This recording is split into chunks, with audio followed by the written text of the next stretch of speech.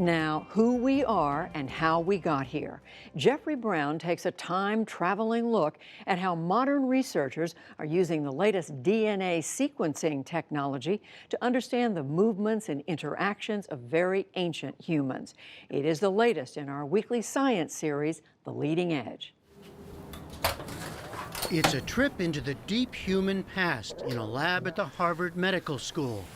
Disposable Tyvek suits, gloves, headgear, all required to avoid contamination of the ancient bones being studied here. The bones that we're looking at right now are about 5,000 or 6,000 year old samples from Italy, and we're trying to understand population transformations in Italy over time.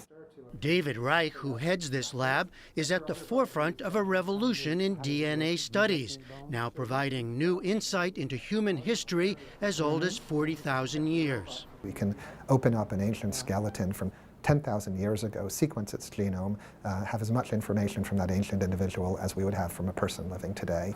And tell a story about them and their movement. Exactly. And their relations to others. And the power of this information is evident from the fact that the stories are always so surprising. Finding our roots is all the rage these days. There's a deep human interest in where we come from. Reich and his colleagues go deeper, much deeper into the past, powered by enormous advances in sequencing technology in the last decade. He's using it to answer very big questions. The title of his new book, Who We Are and How We Got Here. We're looking at the history of humans and how we got to all the different places we are in the world today, and it's not something that's been possible to look at before this technology. And really what the ancient DNA has done, and the ability to look with high resolution at human variation has done, it's opened up a whole Pandora's box of archaic humans and ancient mixtures that we didn't know about before, but that we already can see some of them. Reich and his team work on bones collected around the world, brought to them by archaeologists and museums. I think that might be an ossicle. In the so-called clean lab, we watched as an ancient skull fragment was sandblasted to isolate the cochlea, or inner ear. The petrous bones surrounding this area can retain traces of DNA for thousands of years. In another room, we met Harold the robot.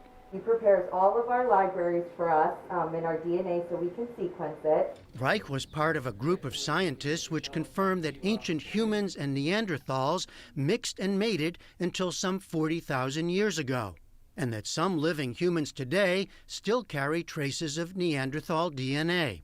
A cave in Siberia produced another surprise, a species later dubbed Denisovans. My colleagues obtained DNA from a finger bone from Siberia that they thought was a modern human, but when they sequenced its DNA was from a population that was neither Neanderthal nor modern human. So this was an incredible revelation to all of us. That suggests, and that's what I would ask you, that there are still yet to be found other kinds of archaic humans. That's right. You know, I think we're alone on the planet now, but 50,000 years ago, it would have been much like the scene in Star Wars with many, many different humans, all similar to each other and comprehensible to each other in some ways, many of them as big-brained as us, but much more different from each other than people who live today. Perhaps the biggest surprise in the ancient DNA research, though, is in more recent human history. We may think mass migration and mixing of cultures is a modern phenomenon, but it turns out to be the story of our species. We've always moved and always mixed. The idea that human populations today might correspond to age-old separations, tens of thousands of years old, that have existed for time immemorial, has now been profoundly undermined by genetics. What the genetic data shows is that groups that we see today and that we recognize, in fact, are the results of profound mixtures, and that none of these groups are pure in any sense at all. Original populations in most regions of the world have been replaced, sometimes several times over. Europe, for example, saw what Reich calls a collision of three very different populations over the last 9,000 years. The last of them part of a great migration that began far to the east, in what we now call the Russian steppes.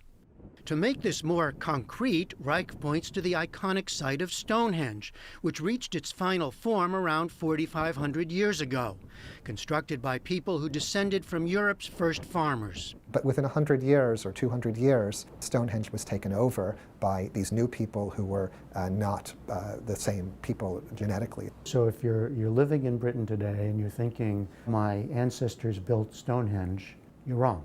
You're basically wrong, or maybe only 10% of your ancestors or fewer did. And so I think that this is sort of an example of this point, which is that people today are almost never directly descended from the people who first lived in those places. There's waves and waves of population replacement, and that we're all interconnected. That, of course, blows up concepts of pure races and national identity, ideas of genetics misused by the Nazis and many others into our own time. Differences, yes, but more connections and mixing than we'd known. It's hardly the end of the story. Reich says the ancient DNA revolution is just beginning. And there's plenty the DNA doesn't tell us. Just why people migrated at a given time, for example. What, in fact, were they thinking? New secrets, he says, will continue to be unlocked. It's going to really profoundly change the way we do archaeology, history, linguistics, sociology, even demography, and even sort of economic history, because we'll be able to learn things about, for example, how population sizes have changed over time. It's all there in the ancient bones. For the PBS NewsHour, I'm Jeffrey Brown at the Harvard Medical School in Cambridge, Massachusetts.